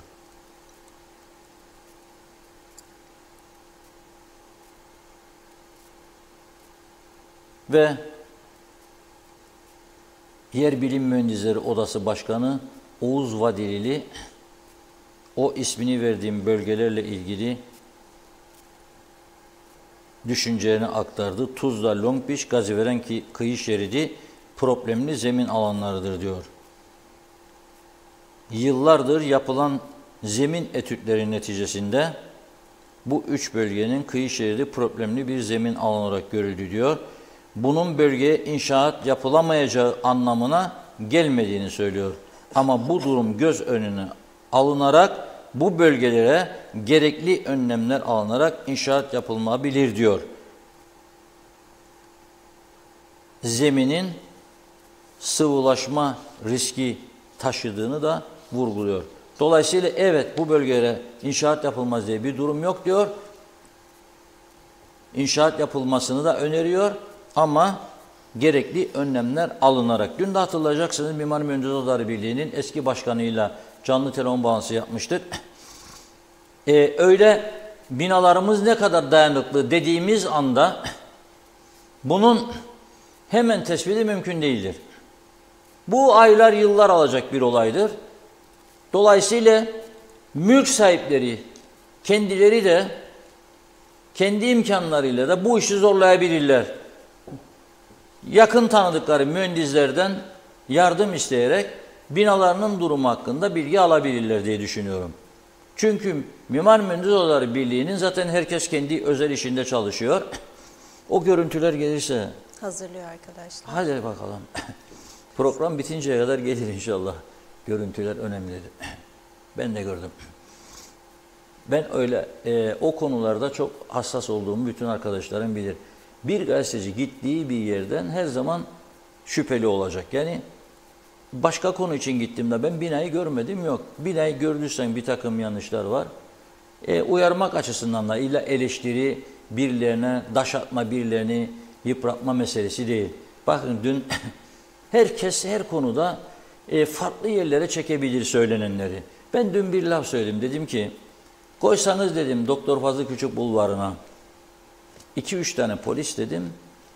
Bir günde elde edecek yerinden 100 polisin maaşı çıkar dedim. Yani ben oraya siz pusu kurumdan polislerin maaşını ödeyin anlamında söylemedim ya bunu. Tabii ki polislerin maaşı pusu kursa da ödenecek, kurmasa da ödenecek. Kaldı ki bu ülkede polis teşkilatını benim kadar savunan ve güçlendirilmesini isteyen ikinci bir kişi olmadı bugüne kadar. Şimdi gene işlerinden biri ben bu maaşım falan filan, o bir de yorum yapan var altında, bir kişi iki kişi baktım. Ya konuları başka yere çekmeyelim ya. Ben onun için söylemediğim birisi. Maksat yani bir şeyler yazmaksa da yeni her şeyi de eleştireyim. Ben buna bir şey yapamam. Kıbrıs Türk'ünün en büyük zafiyeti her şeye muhaliftir arkadaş. Her şey. İyi bir şey de olsa amma der, bir yerden girer. Yapmayalım bunu, zaman o zaman değil. Yapmayalım. Beni eleştirirsen eleştir. Ama maaşa ihtiyacı, öyle bir şey demedim ki ben zaten. Bakın devlet büyük devlettir. Öder maaşınızı, merak etmeyin. Öder. Yani borçlanır öder gördüğünüz gibi. Her ayda maaşı aldığımızda mutlu oluruz. Görüntüler geldi işte ekrana. Mimar Mühendis Odaları Birliği'nin bulunduğu bina. Geçelim, değiştirelim.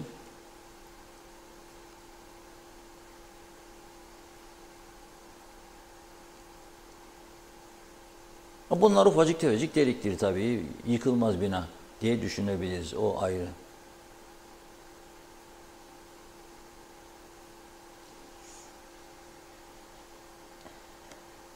Evet. Böyle durumlar da var. Hangi binanın sağlam olduğunu bilmiyoruz. Ama bir gerçeği ben biliyorum. Siz de biliyorsunuz, görüyoruz. Eski yapılar var. 100 yaşında binalar var. Ve içinde insanların oturduğunu hepimiz biliyoruz. Gelmiş geçmiş bütün belediye başkanları biliyordu. Şimdiki de biliyor, eskiler de biliyordu. Yarın bir sallantı olursa 6,5 diyor Rum sismoloji uzmanı. Bu 5 de olsa, 4,5 da olsa o binaların ayakta durabileceğini tahmin eden varsa buyursun söylesin nasıl duracak. Her şey belli. Rüzgarda penceresi düşüyor. Rüzgarda duvarı düşüyor. Bir duvara, öteki duvara. Bir oda yıkılıyor, öteki odaya sığınıyor içindekiler. Demek ki çaresizlik var. Bunlara bakmak lazım diye düşünüyorum. Son mesajlarımızı Funda Hanım alalım. Hemen hızlıca geçiyorum. Evet, Kemal Osman Ceyhanlı, bu gidişat hiç iyi değil. Bunu fırsat bilip olaylar başka boyuta geçiyor. Tehlike büyük yazmış. Nazan Gözdağ, adamıza gelecek olan depremzede vatandaşlar 90 gün boyunca ailelerin yanında kalacak. Bu süreçten sonra depremzedelerden burada kalmak isteyenler olursa herhangi bir hak tanınacak mı? Yoksa 90 gün sonunda gönderilecek mi diye soruyor. Evet, Hasan Nihat Erdoğan, seyri sefer yargıç ve doktor öğretmen maaşı olur demiş. seyir sefer ödemeleri. Herkes bilir sandım diyor. Mehmet İnancı, Reşat Bey kutluyorum, bravo. Dün gece BRT'deydi Başbakan, Cumhurbaşkanı, bazı bakanlar, Tufan Hoca, iş adamları ama halk izlemedi. Ayrıca konular gizli kaldı. Bugün her şeyi sizden dinledik. Rekor da kırdınız, tebrikler demiş. Nazime Nalbant, Reşat Bey kendi vatandaşı çok sıkıntı içindedir. İlaç hap bulunmuyor, bakımlar olmuyor. İnşallah verdikleri sözleri erken bir günde yaparlar. Göksel Saydam, Sivil Savunma Kurumu'nun inşaat ruhsatlarından sağladığı özel fonu bulunmakta olup elde edilen mali kaynaklardan eksiklikler neden giderilmemiştir diye sordu. Salih Cumhur, hükümet devletin ne olduğunun bilincinde değil. Eğer bir devlet söz konusu olan zaruri gerekleri yapamıyorsa derhal istifa etmeli. Mesele para değil, mesele basiretsizliktir. Bu parayı toplama hakları da yoktur. Mahkemeler orada sivil toplum örgütleri, sendikalar dava etsin demiş. İnci Soyer, sizi izliyorum, hayretler içinde kalıyorum. Kendi saltanatlarını sürdürebilmek için bu devlet halkını çalmaya utanmıyor mu? Bizim bu insanlara hiç güvenimiz kalmadı, öyle bilinsin demiş. Evet, Kemal Bey yine evleri yapacak olan adamlarıdır kesin diyor. Necdet Mavi Gözlü, bu hükümetle ben altın bölüşmeye bile gitmem demiş. Mustafa Kemal, tabii ki yardım etsinler ama böyle değil, çok kolay kaynak bulunabilir. Önce makam arabalarından başlasınlar. Küçük müdürcükler var, onların makam araçlarını alsınlar diyor. Hasan Nihat Erduran, hiç anlam veremedim bu mesaja. Ana yollara aydınlatma mecburiyeti yok demiş. Arabada far olması mecburidir diyor Hasan Bey. Hasan Kebapçı, Erenköy Lisesi boşaltılmış. Yıkılma tehlikesi var. Zemini sağlam olmasa çoktan yıkılmıştı. Milli Eğitim Bakanı yeni mi fark etti yoksa bina enkaza döndükten sonra bir hafta enkaz başında bekleyince mi diyor görevini yapmış olacak. Göksel Saydam, deprem fonu oluşturulması ile ilgili yayımlanan YGK içeriğinde takdire dayalı birçok muallak ifadeler olup fonun dönemsel hesapları hakkında kamuya açıklama yapma konusunda herhangi bir zorunluluğu yoktur diyor. Bu da keyfiyet oluşturmaktadır demiş. Evet, Yaşar Sadıkel, halkı soymaktan başka bir şey değil. Bu yasal mı? Aydınlatsınlar diyor. Evet, Metin Bayram, iyi çalışmalar. İsmet Ezel, 22'de yol için seyir seferden, muayeneden ve cezalardan kaç para toplandı? 2022'yi soruyor herhalde. Kaçı yola harcandı demiş.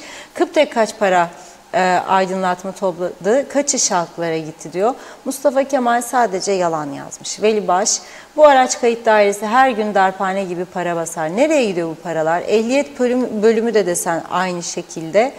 Evet, Hasan Nihat Erduran, köy yolları kaplandı, levhalar yenilendi, bazı avcılar vurdu, deldi bile. Birçok yol çizildi, Balalan Yeni Erenköy yolu bitti diyor, çekim yapın bunları demiş. Rıdvan Boranlar, Kızılay'dan bahsedin diyor. İsmet Ezel, 43 örgüt 15 milyoncuk.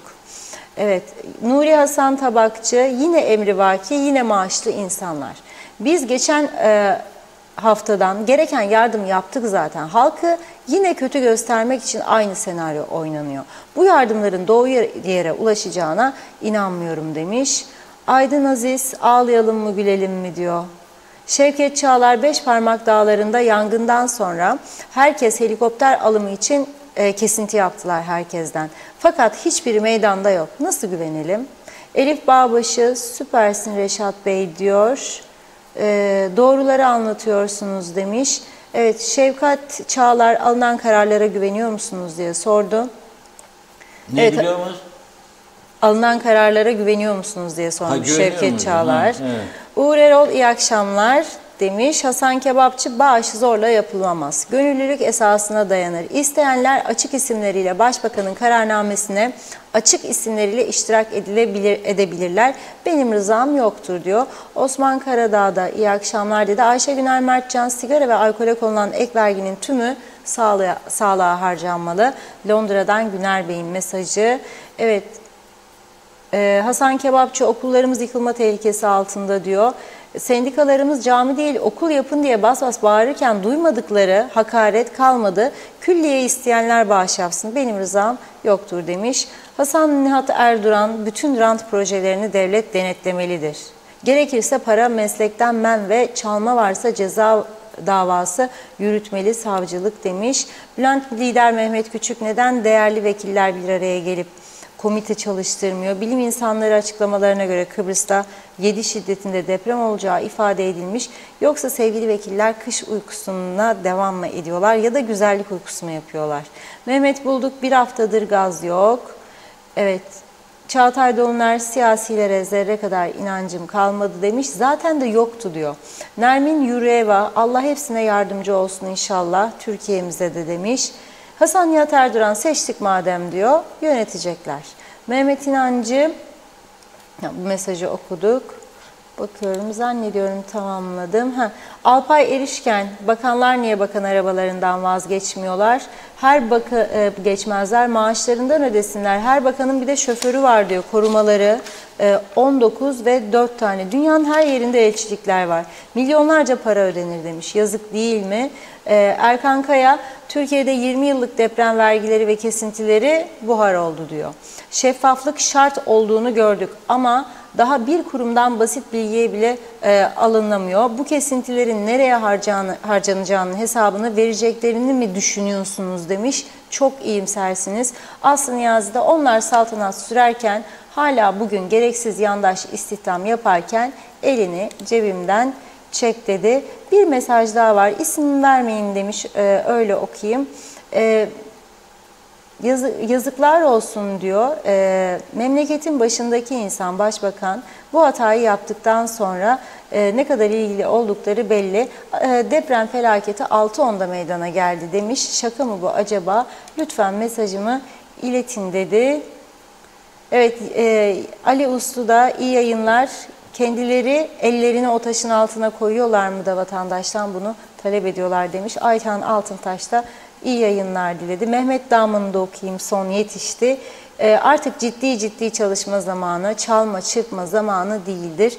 Esaslı bir organizasyon ve yönetim şart diyor.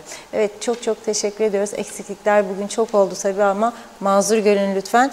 Buyurun Reşat Bey. Evet, programımızın da yavaş yavaş sonuna geldik. Altını çizmek istediğim bir konu var. Deprem felaketinin hemen ertesi günü. Buradan yetkililere önlem çağrısı yapmıştık.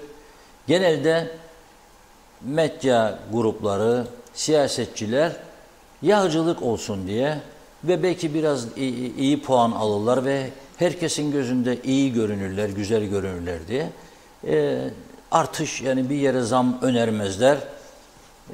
Halka bir şey yapmayın derler. İndirimleri çok savunurlar. Ama o dönemde değiliz. Yani ben buradan ilk günden çağrı yapıyordum kendine. 1 lira akaryakıt, 1 lira sigaraya koyun diye. Sigara içenlerin bana tepki göstereceğini bile bile bunu göze alarak ben bunu söyledim. Sigara içenlere de ilk günden beri zaten onlar da biliyor. Doktora gidiyorlarsa doktorları, gitmiyorlarsa rahatsız olan yakınları zaten söylüyordu zararlarını, ne olduğunu, ne ettiğini veya ileride neler olacağını. O onların özel yaşantısıdır. Ama bütün dünyada ağır vergileri vardır sigara. İnsanları caydırmak için. İnsanları caydırmak gerekirken ben burada daha da ucuza ne verin gitsinler demem. Dünya yıkılsa ben bu lafı söylemem. İsterse hiç kimse de mutlu olmasın, hiç kimse de destek vermesin. Bugün aldıkları karar doğrudur, sigara 1 lira zam. Alkole de koydu 1 lira, o da doğrudur. Esas mesele olan halkın geçim derdi, ekmeğine, sütüne, pirincine, şekerine, makarnasına dokunmasınlar. Bunu kontrol altına alsınlar. Esas mesele bu. Devlet bunu nasıl kontrol altına alacak? Üreticileri teşvik edecek. Yerli üretim et ucuz olacak. Biraz daha ucuzlayacak. Bunun için işte yaratılacak kaynaklara herkes şapka çıkarır. Ama şu anda deprem felaketi varken onları da konuşamaz durumdayız. Ne diyor? Biraz önce gördünüz. Bu ülkede o kadar çok olay yaşanıyor. Bu ülkede yangınlarda o kadar çok patlama var. Ve bu ülke deprem kuşağında. Şimdi bugün Mimar Mühendis Odaları Birliği, Tuzla'yı, Long Beach'i, Gaziveren'i gösterdi ama Türkiye'deki deprem uzmanlarının, güneydeki deprem uzmanlarının açıklamalarına bakıyorum. Kıbrıs'ta 6,5 şiddetine varan oranda bir deprem bekleniyor. Hem de Rumların iddiası ilk 6 ay içinde. Şimdi eğer benim ülkemin sivil savunmasının ve itfaiyesinin bir apartmanın üzerine çıkacak bir merdiveni yoksa ki itiraf etti bunu dürüstçe Sayın Başbakan, ben burada durmak zorundayım. Yani bu ülkede dünyada nüfusa göre baktığımızda en fazla lüks araba, en pahalı arabalar bu ülkede, ama bu ülkenin sivil savunmasında üst kata çıkacak bir merdiven yok. Düşünebilir misiniz siz ne halde bu ülke yönetildi bugüne kadar? 2, herkes yaptığı yardımı açıklamak zorunda değildir. 1. 2, herkes yardım yapmak zorunda değildir. Vicdanına danışır, isterse yapar. O onun işi, bilgisi. Ama teşvik etmek siyasilerin ve medyanın görevidir. Ben teşvik etmekle mükellefim. Siyasetçi daha çok mükelleftir. Ama teşvik etmeye yönelirken siyasetçi demesi lazım ki gururlanarak, biz bu adımı attık. Ey halkım, sizin de yardımlarınızı imkanlarınız nispetinde bekliyoruz. Ve tekrar ediyorum, bu ülkenin değil Türkiye'nin en zengin ilk 100 sınıfına girebilecek siyasilerimiz var. Onlar da bilir kim olduklarını. Ama bugüne kadar bir kuruş yardım yapmaktan duyuyorum. Ne dedi Sayın Ünal Üstel? Sordum bu soruyu. Biz dedi 3 hükümet ortağının lideri yaptık dedi. Bazı bakan arkadaşlar da ben bugüne kadar öğrendiğim bir bakan. Sağlık Bakanı. Ama ne dedi? Ben istiyorum bunu takip etsin ama. Orada kendi bağladı kendi kendini. Dedi ki neticede Maliye Bakanlığı kimlere yardım yapıldığını biliyor. Listeler oradadır dedi. Biz dedi bunlara bakacağız, göreceğiz kimler yaptı dedi. O zaman da konuşuruz dedi. Evet baksın. Bu zaman birinin cebinden para almayı konuşmuyoruz biz bu zamanda. Zaten bu saatten sonra vermelerin de bir manası olacağını düşünmüyorum ben. Kalsın. Daha güzel yaşasınlar. Helalleridir. Ama halktan ben yardım isterken bir örnek olmak zorundayım. Ben onun için söylüyorum. Bazı sözleri dengeli değerlendirmek lazım. Dengeli değerlendirelim. Ondan sonra da yanlış varsa yanlış, doğru varsa doğru, eklenmek istenenler varsa eklenir üzerine. Ama bir sivil savunmanın merdiveni olmadığını ben duyunca bugün felaket üzüldüm. Gittikleri zamanda Adıyaman'a çok malzemelerin eksik olduğu ortaya çıktı. Onun için ben dedim bugün diyalog gazetesine başlığımızda unutulmayacaklar diye, hizmetleri unutulmayacak.